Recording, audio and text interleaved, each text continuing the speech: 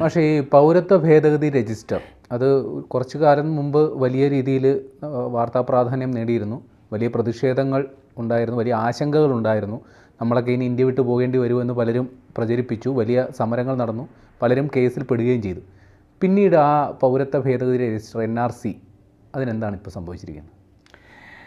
അത് കൗതുകമുള്ളൊരു ചോദ്യമാണ്, ആളുകളും അവഗണിക്കുന്നൊരു ചോദ്യമാണത്. എനിക്ക് നേരത്തെ ഞാൻ ഈ പറഞ്ഞ പോലെ ഇന്ത്യയിൽ അങ്ങനെ മൗലികമായൊരു പുതിയ പരിഷ്കാരം വരുമ്പോൾ അതിനെക്കുറിച്ചുള്ള ആശങ്കകളൊക്കെ പങ്കുവെച്ച ഒരാളാണ് വളരെ തുടക്കത്തിൽ.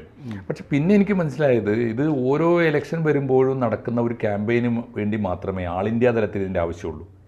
സത്യത്തിൽ അത് നമ്മുടെ ഇന്ത്യയുടെ അതിർത്തി സംസ്ഥാനങ്ങളിൽ 1-2 ഇപ്പോൾ ബംഗാളിന് ആസാമിന് മാത്രം അതിർത്തി സംസ്ഥാനങ്ങളിൽ ആവശ്യത്തിലേറെ ആളുകൾ അനുമതിയില്ലാതെ രേഖകളില്ലാതെ നുഴഞ്ഞു കയറിയിട്ട് ഇവിടെ കുടിയേർക്കുക. പ്രത്യേകിച്ച് ഈ ദരിദ്ര രാജ്യമാണല്ലോ ബംഗ്ലാദേശ്.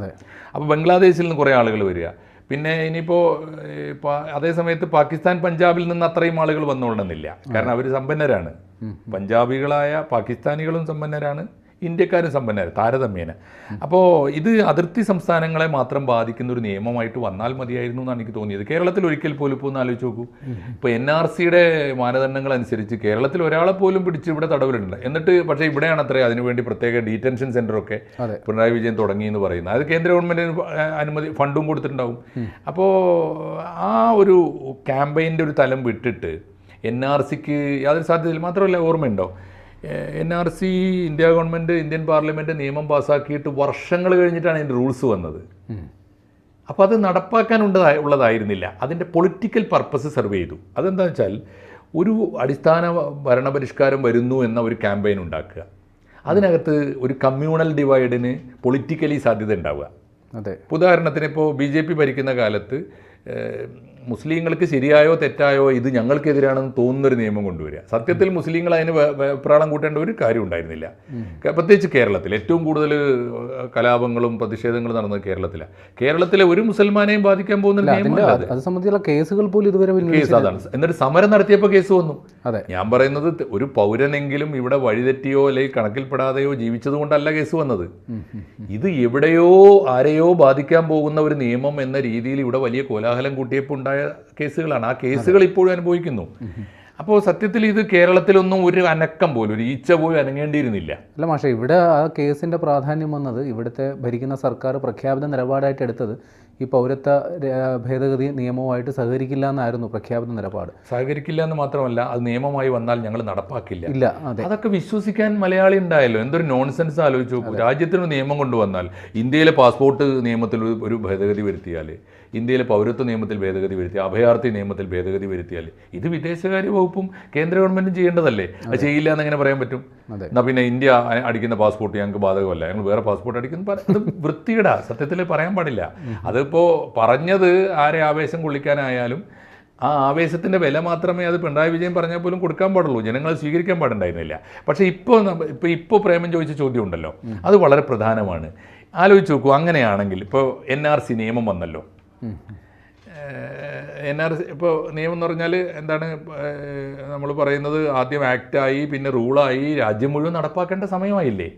നടപ്പാക്കേണ്ടത് എങ്ങനെയാണ്? ആ ബില്ലിൻ്റെ നിയമത്തിൻ്റെ തന്നെ ഡീറ്റെയിൽസിൽ പറയുന്നത് ഇതിനു വേണ്ടി പ്രത്യേക എനർജിയും പണവും ചെലവിടേണ്ടതില്ല.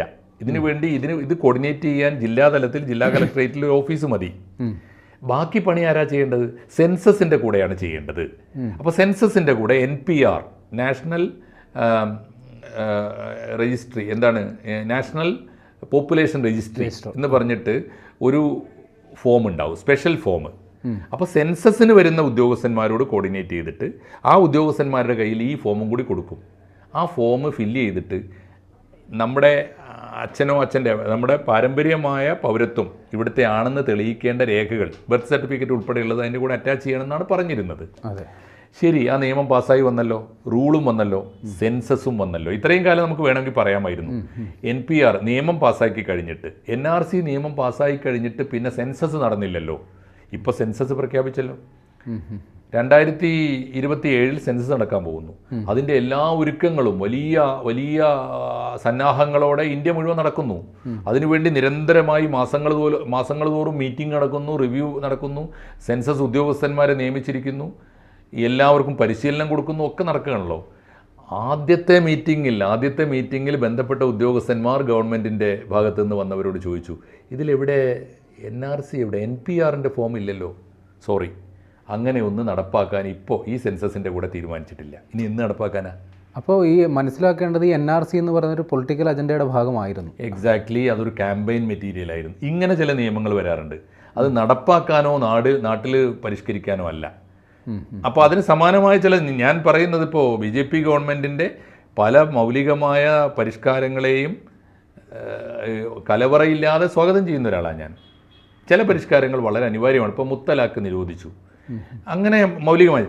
അതേ സമയത്ത് ഏക civil code, uniform civil code government നടപ്പാക്കുമെന്ന് പറഞ്ഞല്ലോ.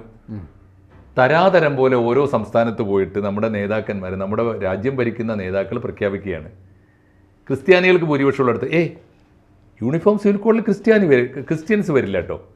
അപ്പുറത്ത് ട്രൈബ്സ് കൂടുതലില്ല, ട്രൈബൽസ് കൂടുതലുള്ള പ്രദേശത്ത് ട്രൈബൽസിന് ബാധകമല്ല കേട്ടോ. പിന്നെ എന്ത് യൂണിഫോം സിവിൽ കോഡാ? അതിലൂടെ കൊടുക്കാൻ പോകുന്നൊരു മെസ്സേജ് ഉണ്ട്, മുസ്ലിംസിന് ബാധകമല്ല എന്ന് പറഞ്ഞിട്ടില്ല. എന്നാൽ മുസ്ലിംസിന് യൂണിഫോം സിവിൽ കോഡ് അനിവാര്യമായ ഒരു കമ്മ്യൂണിറ്റിയാണ് എന്ന് വിശ്വസിക്കുന്ന ഒരാളാണ് ഞാൻ. യൂണിഫോം സിവിൽ കോഡ് ആവശ്യമുണ്ട്. യൂണിഫോം സിവിൽ കോഡ് വേണമെന്ന് ഇന്ത്യയിൽ ഏറ്റവും ആദ്യം ആവശ്യപ്പെട്ടത് ലെഫ്റ്റാണ്, ഇടതുപക്ഷമാണ്. പ്രേമന് ഓർമ്മയുണ്ടോയെന്നറിയില്ല, ഷാബാനു ബീഗം കേസിനെ തുടർന്ന് EMS നമ്പൂതിരിപ്പാട് ഉയർത്തിയ ഒരു ക്യാമ്പയിനാണ്. അതിനനുകൂലമായിട്ട് ചിന്തയിൽ ഉൾപ്പെടെ നിരന്തരമായിട്ട് എഴുതിക്കൊണ്ടിരുന്നവരാണ് ഞങ്ങളൊക്കെ. അപ്പോൾ ഞാൻ പറഞ്ഞത് യൂണിഫോം സിവിൽ കോഡ് വേണം, പക്ഷേ യൂണിഫോം സിവിൽ കോഡ് നടപ്പാക്കുന്നതിൽ ആത്മാർത്ഥതയുണ്ടോ? ഉണ്ടെങ്കിൽ ഇങ്ങനെ ഓരോ സ്റ്റേറ്റിലും തരാതരം പോലെ നിയമം ഉണ്ടാക്കുമോ, അല്ലെങ്കിൽ നിയമം ഉണ്ടാക്കാമെന്ന് വാഗ്ദാനം ചെയ്യുമോ? ഇല്ല. അപ്പോൾ ഇത് കറക്റ്റാണ്. ചില നിയമങ്ങൾ കേന്ദ്ര ഗവൺമെൻറ് കൊണ്ടുവരുന്നത് ഭരണപരിഷ്കാരം എന്ന നിലയിലല്ല, ഒരു ക്യാമ്പയിൻ മെറ്റീരിയൽ എന്ന നിലയിലാണ്. It has been served it's result. കാരണം അത് റിസൾട്ട് വന്നു. കാരണം എന്താണെന്ന് വെച്ചാൽ ഇത് മുസ്ലിം വിരുദ്ധമാണ് എന്നൊരു ഒരു പ്രചാരണം. അപ്പോൾ മുസ്ലിം സമുദായം വലിയ തോതിൽ ഹാലിളകി ക്യാമ്പയിൻ നടത്തി എന്ന് വെച്ചാൽ മുസ്ലിം പോളറൈസേഷൻ നടന്നു. മുസ്ലിം പോളറൈസേഷൻ നടന്നാൽ ഓട്ടോമാറ്റിക്കലി ഒരു ഹിന്ദു പോളറൈസേഷൻ കൗണ്ടർ പാർട്ട് ഉണ്ടാവും. അതിൻ്റെ റിസൾട്ട് BJPക്ക് കിട്ടുമെന്നാണ് അവർ വിശ്വസിക്കുന്നത്. കിട്ടുമായിരിക്കും. ക്രിസ്ത്യാനികളെയും കൂടെ നിർത്താൻ പറ്റും. ക്രിസ്ത്യാനികളെ ഇതിൻ്റെ കൂടെ നിർത്താം. അപ്പോൾ ആൻറ്റി മുസ്ലിമാണ് എന്നൊരു തോന്നലുണ്ടാക്കിയാൽ പുതിയ സാഹചര്യത്തിൽ ക്രിസ്ത്യാനികളെയും അങ്ങനെ കൂടെ നിർത്താമെന്ന് ആഗ്രഹിച്ചിട്ടുണ്ടാവും. വല്ലപ്പോഴൊക്കെ വിജയിച്ചിരിക്കാം. പക്ഷേ ആ എനിക്ക് തോന്നുന്നു അങ്ങനെ കിട്ടുന്ന വോട്ടുകൾ അത് മൗലികമല്ലാത്തത് കൊണ്ട് പലപ്പോഴും തിരിച്ചടികൾ വരുന്നുണ്ട്. ഇപ്പോൾ കണ്ടില്ലേ, ക്രിസ്ത്യൻ കമ്മ്യൂണിറ്റിയിൽ വലിയ തിരിച്ചടികൾ വരിക. കത്തോലിക്ക സഭ ആഞ്ഞടിച്ചുകൊണ്ടിരിക്കുകയാണ് കേന്ദ്ര ഗവൺമെൻറ്റിനെതിരായിട്ട്. കാരണം അവർ പറയുന്നതും കേന്ദ്ര ഗവൺമെൻറ് പറയുന്നതും താഴെ തട്ടിൽ അവർക്ക് നേരെ കിട്ടുന്ന അനുഭവവും വ്യത്യസ്തമാണെന്നാണ് അവർ പറയുന്നത്. അപ്പോൾ അതുകൊണ്ട് NRC ഇപ്പോൾ ഈ സെൻസസിൻ്റെ കൂടെ ഇല്ല എന്ന് പറഞ്ഞാൽ എന്താ? ഈ നിയമം പാസ്സായതിന് ശേഷം ശാസ്ത്രീയമായി നടക്കാൻ പോകുന്ന ആദ്യത്തെ സെൻസസിൻ്റെ കൂടെ NPR ഫോം വേണ്ട എന്ന് വെച്ചാൽ ഇന്ത്യ ഗവൺമെൻറ്റിന് നടപ്പാക്കാൻ ഉദ്ദേശമുള്ള ഒരു നിയമമല്ല NRC എന്നല്ല ഇതിനർത്ഥം. അതെ. അപ്പോൾ ഇത്തരം പരിഷ്കാരങ്ങളുടെ ഒരു കുഴപ്പം എന്താണെന്ന് വെച്ചാൽ പലപ്പോഴും ഗവൺമെൻറ് ആത്മാർത്ഥമായി കൊണ്ടുവരുന്ന ഭരണപരിഷ്കാരങ്ങളുടെ കൂട്ടത്തിൽ ഇത്തരം കള്ളപരിഷ്കാരങ്ങൾ എന്നാണ് ഞാൻ പറയാം. ഞാൻ പറഞ്ഞില്ലേ, ഈ സ്യൂഡോ റൂൾസ് ഇങ്ങനെ കൊണ്ടുവന്നു കഴിഞ്ഞാൽ അത് കപടമാണെന്ന് ആളുകൾ ധരിക്കും. അത് പോളറൈസേഷന് വേണ്ടി മാത്രമാണെന്ന് ആളുകൾ ധരിക്കും. പതുക്കെ രണ്ടു കൂട്ടരും വിശ്വസിക്കാതാവും. ഇത് മുസ്ലിങ്ങളെ പറ്റിക്കാനാണെന്നോ അല്ലെങ്കിൽ മുസ്ലിങ്ങളെ പ്രകോപിപ്പിക്കാനാണെന്നോ സാമാന്യ ബോധമുള്ള ഹിന്ദുക്കൾക്ക് തോന്നിയാൽ അവരും പിന്നെ വിശ്വസിക്കാതാവും. അപ്പോൾ സത്യത്തിൽ പൗരന്മാരുടെ അവിശ്വാസം നേടാൻ മാത്രമേ ഇത്തരം ക്യാമ്പയിൻ പരിഷ്കാരങ്ങൾ ഉപകരിക്കുകയുള്ളൂ. അല്ലെങ്കിൽ ഗവൺമെൻറ് അടിയന്തരമായി മറുപടി പറയേണ്ടത്. ഉത്തരവാദപ്പെട്ട ആരും വേണ്ടിയിട്ടില്ല. സെൻസസ് ഉദ്യോഗസ്ഥന്മാർ മീഡിയയോട് പറഞ്ഞ മാത്രമാണ് നമ്മുടെ മുമ്പിലുള്ളത്. പ്രധാനമന്ത്രി പറഞ്ഞിട്ടില്ല, ആഭ്യന്തരമന്ത്രി പറഞ്ഞില്ല. ആഭ്യന്തരമന്ത്രി കൊണ്ടുവന്ന നിയമമാണിത്, ആഭ്യന്തരമന്ത്രി പറഞ്ഞിട്ടില്ല. ഇവർ പറയേണ്ടതാണ് എന്തുകൊണ്ട് ഇങ്ങനെ ഒരു നിയമം പാസ്സാക്കിയിട്ട് വർഷങ്ങൾക്ക് ശേഷമാണെങ്കിലും അതിൻ്റെ റൂൾസ് ഉണ്ടാക്കി, ആക്ട് ഉണ്ടാക്കി, മൗലികമായി ഇന്ത്യ മുഴുവൻ വലിയ കോലാഹലം, ചരിത്രത്തിൽ ഒരിക്കലും ഇല്ലാത്ത വിധം വലിയ കോലാഹലം നടന്നൊരു നിയമം എന്തുകൊണ്ടാണ് നടപ്പാക്കാൻ ആർജവമില്ല, വൈകിപ്പോയി എന്നൊക്കെ പറഞ്ഞാൽ സ്വാഭാവികമായിട്ട് നമുക്ക് പരാതിപ്പെടാം ഒരു ഗവൺമെൻറ്റിനോട്. പക്ഷേ ഞങ്ങൾ നടപ്പാക്കുന്നില്ല എന്നൊരു ഗവൺമെൻറ് പറയുന്നതിൻ്റെ ധാർമ്മികത എന്താണ്, ശരി എന്താണ്? മറുപടി പറയട്ടെ സർക്കാർ.